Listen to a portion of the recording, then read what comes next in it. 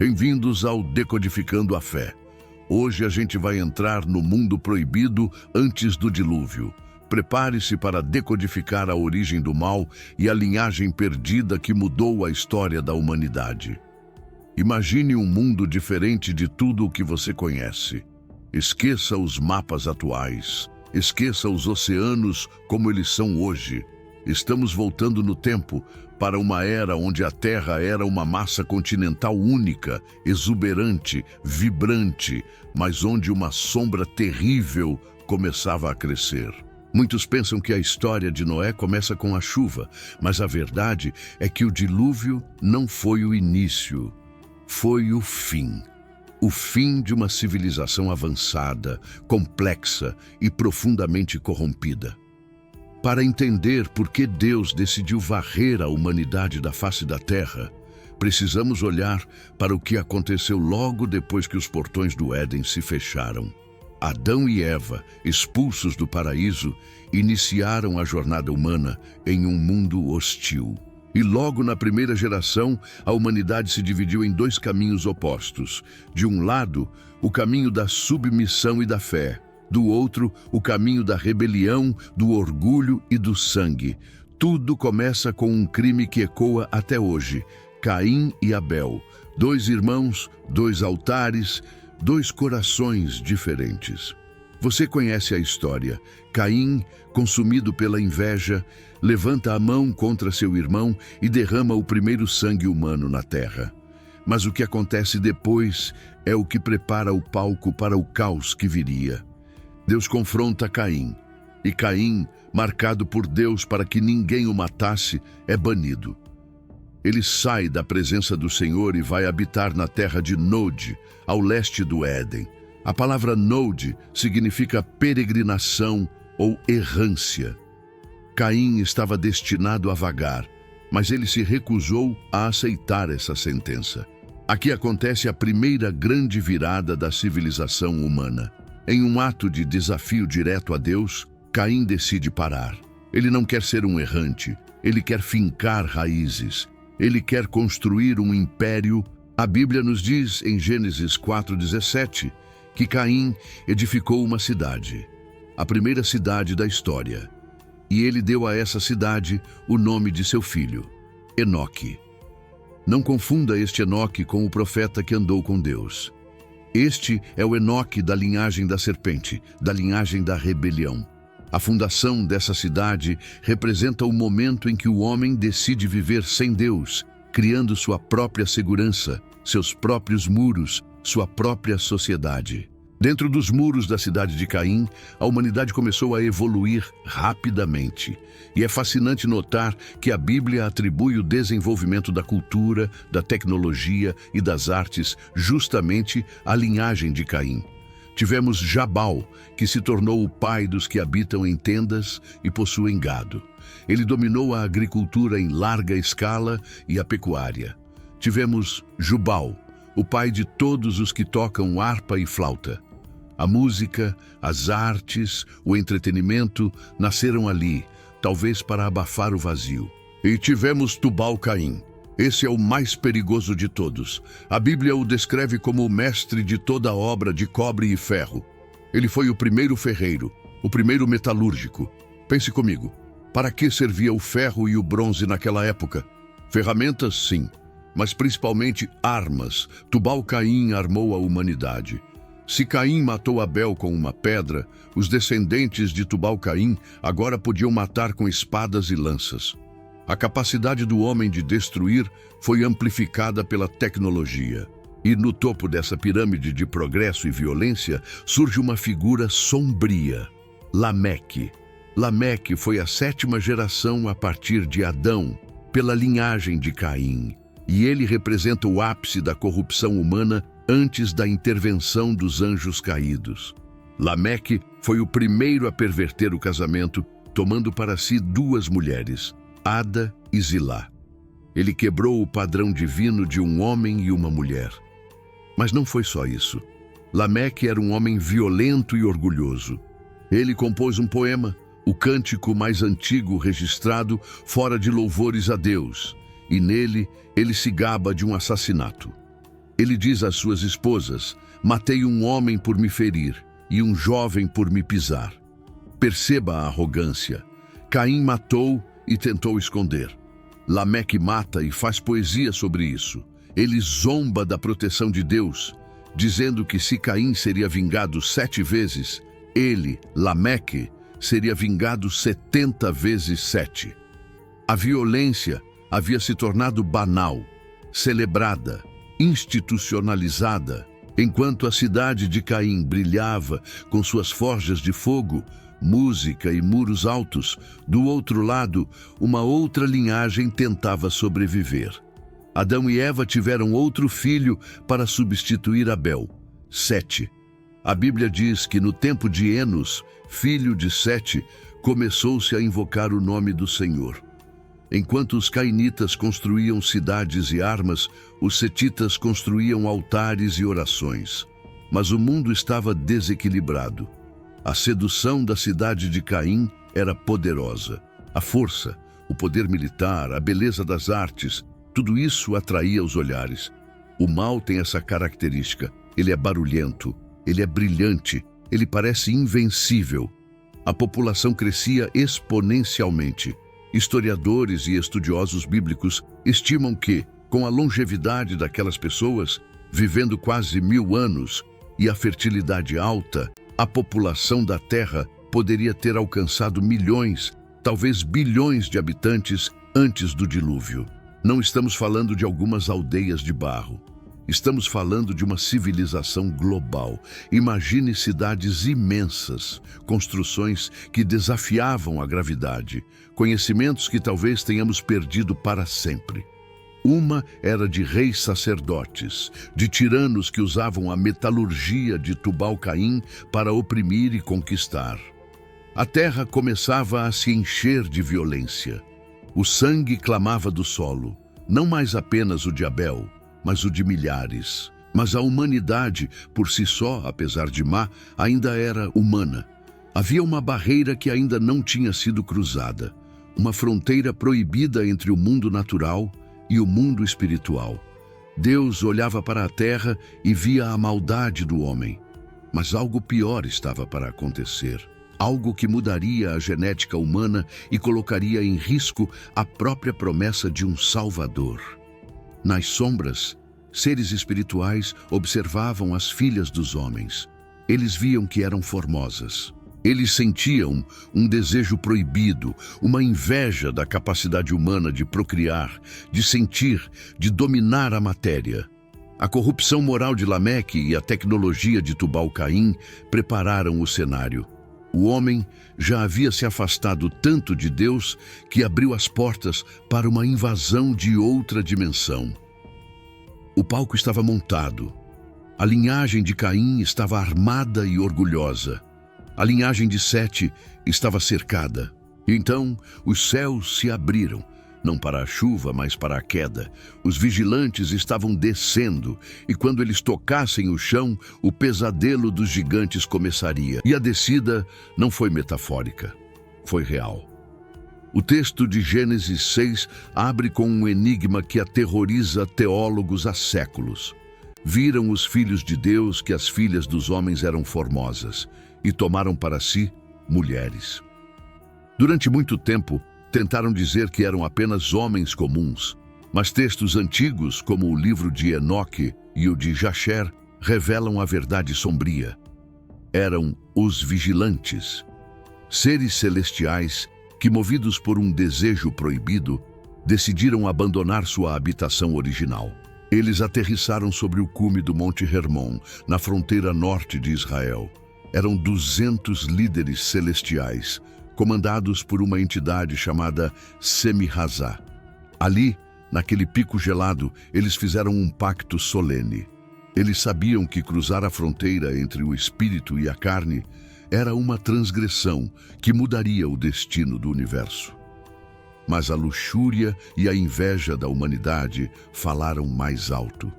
Eles juraram uma maldição mútua, ligando seus destinos àquela traição.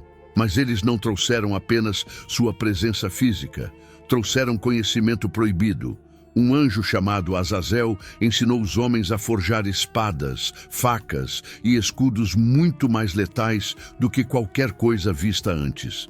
Eles ensinaram feitiçaria, o corte de raízes, astrologia e a arte da sedução com maquiagem e joias. A terra, que já era violenta, tornou-se um campo de guerra sobrenatural.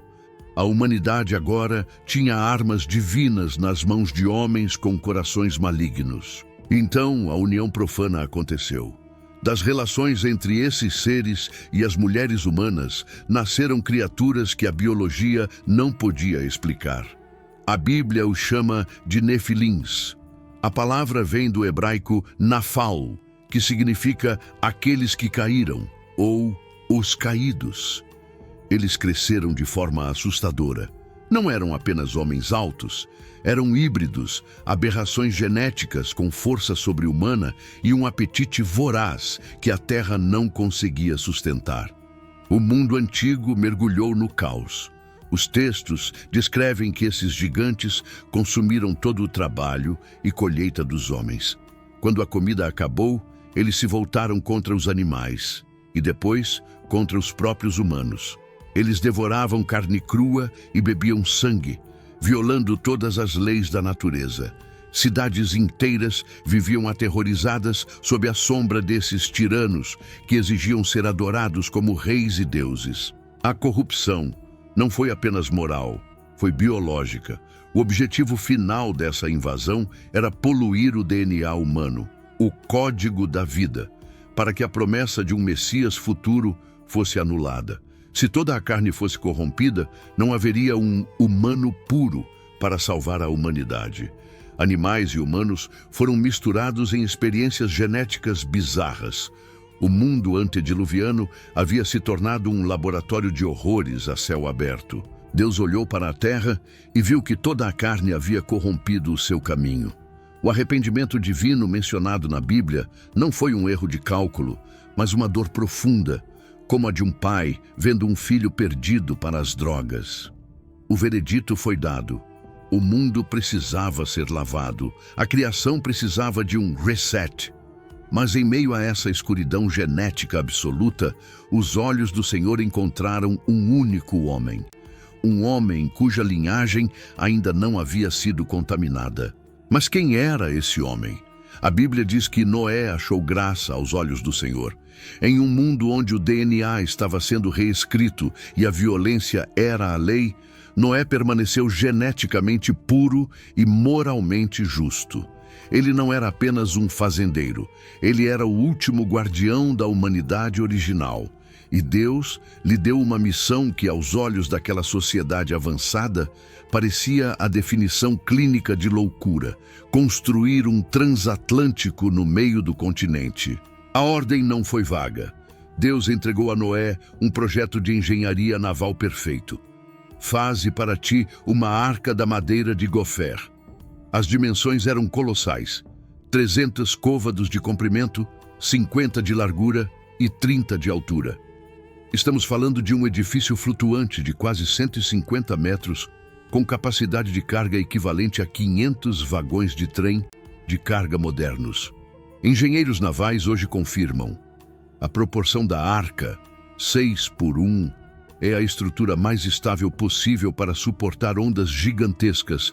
Mas o desafio não era apenas técnico, era o tempo. Deus estabeleceu um prazo, 120 anos. Esse seria o tempo de misericórdia. Imagine Noé e seus filhos, Sem, Cam e Jafé, cortando as primeiras árvores de gofer. Uma madeira misteriosa e resistente que talvez nem exista mais. Eles usaram a tecnologia da época, talvez ferramentas de bronze ou ferro da linhagem de Tubal-Caim, mas usadas agora para a salvação, não para a guerra. Então começou a zombaria. A tradição judaica e os textos apócrifos contam que a construção da arca foi o maior palco de escárnio da história antiga. Os gigantes passavam e riam. Os reis tiranos olhavam aquela estrutura imensa subindo e chamavam Noé de lunático. Chuva, dilúvio, nunca choveu na terra, eles diziam. Lembre-se, a Bíblia sugere que um vapor subia da terra. Uma tempestade global era um conceito cientificamente impossível para eles. Durante décadas, a arca serviu como um monumento de aviso. Cada martelada era um sermão. Noé, descrito por Pedro como o pregoeiro da justiça, alertava sobre o juízo vindouro. Mas a sociedade estava ocupada demais. Jesus disse: comiam, bebiam, casavam e davam-se em casamento. Eles viviam uma era de ouro de prosperidade e prazer, cegos para a sombra da morte que já cobria o horizonte. A apatia era o verdadeiro inimigo. Até que, de repente, o silêncio da floresta foi quebrado. Não por homens, mas por instinto. O sinal de que o tempo havia acabado não veio do céu, mas do chão. Animais começaram a migrar. De todos os cantos, guiados por uma bússola sobrenatural, pares de criaturas marchavam em direção à arca. Leões, répteis, aves. A natureza sabia o que estava por vir. O terror deve ter começado a bater no coração dos vizinhos de Noé quando viram os animais obedecendo ao louco. Faltavam apenas 7 dias. A construção estava terminada. A arca, coberta de betume por dentro e por fora, estava selada como uma cápsula de sobrevivência. Deus dá a ordem final: entra tu e toda a tua casa na arca. Eles entraram. E a Bíblia registra um dos versículos mais arrepiantes de Gênesis. E o Senhor fechou a porta por fora. A porta da graça estava trancada. O mundo lá fora ainda tinha sol, mas o destino já estava selado. E então houve silêncio. Por 7 dias a porta ficou fechada e nada aconteceu. O sol continuou a brilhar. Imagine a zombaria do lado de fora. Olhem para o velho louco trancado naquela caixa. Mas no dia 17 do 2º mês, o mundo mudou para sempre. A Bíblia não diz que começou a chover. Ela diz algo muito mais assustador. Naquele mesmo dia, romperam-se todas as fontes do grande abismo. O chão tremeu. Não foi um trovão, foi um terremoto global. O que aconteceu ali não foi apenas meteorológico, foi geológico. A crosta terrestre se partiu.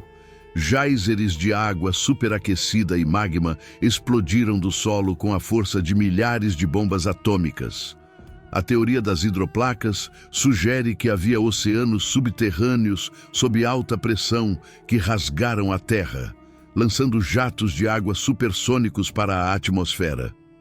As placas tectônicas começaram a se mover violentamente, afundando continentes e erguendo montanhas em questão de horas, e então as comportas dos céus se abriram.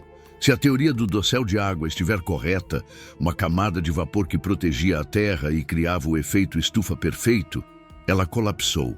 A água não caía em gotas, ela caía em lençóis sólidos, como cachoeiras despejadas do espaço. O céu escureceu instantaneamente. O nível da água subiu metros por minuto. O pânico que tomou conta da humanidade não tem paralelo na história. Imagine o terror do lado de fora. Aqueles que zombavam agora esmurravam a madeira da arca. Reis, plebeus, feiticeiros, todos gritando por Noé: abra a porta, nós acreditamos agora. Mas a porta não tinha maçaneta por dentro. Deus a havia selado. A água subia, engolindo casas, cidades e florestas. A tecnologia de Tubal-Caim, as músicas de Jubal, as riquezas de Lameque, tudo estava sendo varrido pela fúria de Deus. E os gigantes, os nefilins, a força deles era inútil contra o oceano. A tradição diz que eles tentaram escalar as montanhas mais altas, usando sua estatura para escapar, pisoteando os humanos menores em seu desespero. Mas a água continuou subindo. 15 côvados acima dos mais altos montes prevaleceram as águas. Não havia refúgio.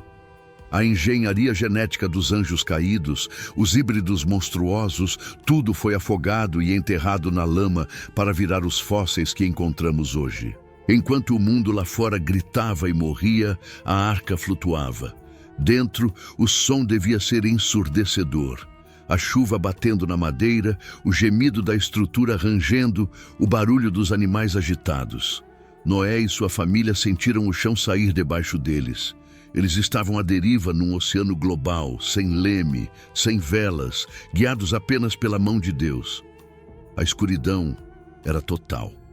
O cheiro de enxofre e ozônio preenchia o ar. Tudo o que tinha fôlego de espírito de vida em seus narizes, tudo o que havia no seco, morreu. A frase é definitiva. O silêncio da morte substituiu os gritos. Por 40 dias e 40 noites, a tempestade rugiu, mas as águas prevaleceram por 150 dias. A terra voltou ao estado de Gênesis 1:2, sem forma e vazia, coberta pelo abismo. A civilização de Caim, com toda a sua glória e violência, foi apagada. Só restava uma caixa de madeira flutuando no nada. Então a Bíblia diz: lembrou-se Deus de Noé. Depois de 150 dias flutuando sobre um planeta morto, algo mudou. Deus fez passar um vento sobre a terra. Não era uma brisa suave. O texto hebraico sugere um vento poderoso, um ruach, a mesma palavra usada para o Espírito de Deus, agora agindo para secar o caos. As fontes do abismo foram fechadas. A chuva parou. O silêncio dentro da arca foi substituído pelo som do vento uivando lá fora, começando a drenar o oceano global. No 7º mês, dia 17, a arca deu um solavanco. Ela não estava mais flutuando, ela havia encalhado. O texto diz que ela repousou sobre os montes de Ararat. Não é uma montanha específica, mas uma cadeia de montanhas vulcânicas na região da atual Turquia, Armênia. Imagine o alívio e o medo. Eles estavam parados, mas ainda cercados por água. Só no 10º mês é que os topos dos montes vizinhos se tornaram visíveis. A paisagem que emergia não era o paraíso que eles deixaram para trás. Passaram-se mais 40 dias. A ansiedade tomava conta.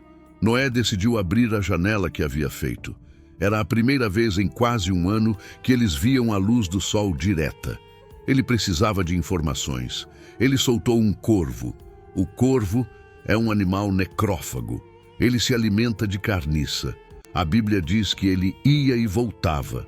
Por quê? Porque havia corpos flutuando por toda parte. O corvo encontrou comida em abundância na morte que cobria a superfície das águas. Noé percebeu que o corvo não era o mensageiro ideal. Ele precisava saber se a terra estava habitável, não se havia cadáveres. Então, ele soltou uma pomba. A pomba é limpa, ela não pousa em sujeira. Ela voou sobre o vasto oceano de lama e destroços, mas não achou repouso para a planta de seu pé. O mundo ainda era um pântano tóxico. Ela voltou para a arca, exausta. Noé estendeu a mão e a recolheu, sabendo que ainda não era hora. Ele esperou mais 7 dias. A paciência de Noé foi testada ao extremo. Ele soltou a pomba novamente. A tarde caiu e a tensão aumentava. E então ela voltou. E no seu bico havia algo que fez o coração de Noé disparar. Uma folha de oliveira recém-colhida. Não era um galho seco e velho que flutuou. Era vida nova. A fotossíntese havia recomeçado. O julgamento havia terminado. A vida estava brotando do meio da morte. Mas 7 dias se passaram, e Noé soltou a pomba pela 3ª vez. Ela não voltou. Ela encontrou um lar lá fora. Era o sinal final. No ano 601 da vida de Noé, no 1º dia do 1º mês, ele removeu a cobertura da arca. A terra estava seca. Deus finalmente falou: sai da arca. Eles abriram a porta. O cheiro deve ter sido avassalador. Cheiro de lama, de decomposição, mas também de ar puro. Eles pisaram em um planeta alienígena. Não havia mais cidades, não havia mais florestas gigantes, não havia mais nefilins. O mundo era um cemitério global de lama e rocha nua. A primeira coisa que Noé fez não foi construir uma casa, mas um altar. Ele pegou dos animais limpos e ofereceu um sacrifício. A fumaça subiu aos céus, e ali, sobre a terra devastada, Deus fez uma promessa, selada com um arco-íris nas nuvens. Ele nunca mais destruiria toda a carne com água. Uma nova era havia começado. O mundo que Noé encontrou ao sair da arca era irreconhecível. As grandes florestas do Éden haviam desaparecido, soterradas para se tornarem o carvão e o petróleo que usamos hoje. A geografia era rasgada, com cânions profundos escavados pela recuada das águas. O clima também mudou. Pela primeira vez, a humanidade experimentava o frio intenso e o calor escaldante. Sem a proteção da abóbada original, a radiação solar batia direto na pele. A era da longevidade estava chegando ao fim. A primeira reação de Noé não foi plantar, foi adorar. Ele construiu um altar, o primeiro objeto construído no Novo Mundo, e ofereceu sacrifícios a Deus. Gênesis 8 diz que o Senhor sentiu o suave cheiro. Ali, Deus estabeleceu uma nova ordem natural. Enquanto a terra durar, sementeira e cega, frio e calor, verão e inverno, dia e noite não cessarão. A estabilidade climática que conhecemos hoje foi decretada naquele momento de adoração sobre a lama seca. Então, Deus firmou a aliança noética. Ele prometeu nunca mais destruir a terra com água. E para selar essa promessa, ele criou um fenômeno físico inédito. Se a teoria do dossel de vapor estiver certa, antes do dilúvio, a luz do sol era difusa, não havia chuva direta, logo não havia arco-íris. Agora, com a atmosfera limpa e a luz do sol atravessando gotículas de água, o prisma de cores apareceu no céu pela primeira vez.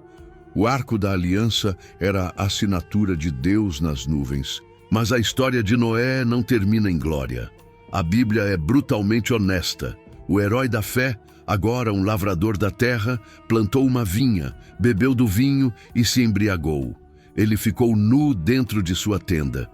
Cam, seu filho mais novo, viu a nudez do pai e contou aos irmãos. Esse ato, aparentemente simples, carregava um peso de desonra e usurpação de autoridade. Quando Noé acordou, ele não amaldiçoou Cam, mas o filho de Cam, Canaã. Uma profecia sombria que definiria as guerras futuras de Israel. Dessa família quebrada, as nações se dividiram. O capítulo 10 de Gênesis é conhecido como a Tabela das Nações. Os descendentes de Jafé foram para o norte e oeste, Europa. Os de Sem ficaram no Oriente Médio e Ásia. Os de Cam foram para o sul, África e Canaã. A humanidade começou a se espalhar, mas o mal não havia sido afogado. Ele sobreviveu no coração do homem. E um mistério ainda maior pairava no ar. Gênesis 6:4 diz que havia gigantes na terra naqueles dias e também depois disso. Como? Se todos morreram, como os gigantes voltaram a aparecer mais tarde, como Golias e os Anaquins? Alguns teólogos sugerem que a genética dos Nefilins sobreviveu através de uma das esposas dos filhos de Noé. Outros acreditam em uma segunda incursão dos anjos caídos. O fato é que o inimigo não desistiu.